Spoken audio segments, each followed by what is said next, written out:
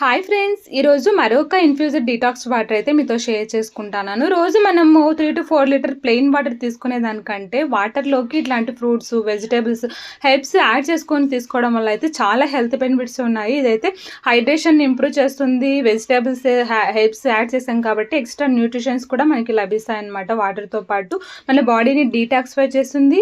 మెటబాలిజంని కూడా ఇంప్రూవ్ చేస్తుంది. మన స్కిన్ హెల్తీగా ఉండేకి, వెయిట్ లాస్ అవ్వడానికి, ఇంకా క్రేవింగ్స్ తగ్గించడానికి కూడా ఈ వాటర్ బాగా హెల్ప్ చేస్తాయన్నమాట.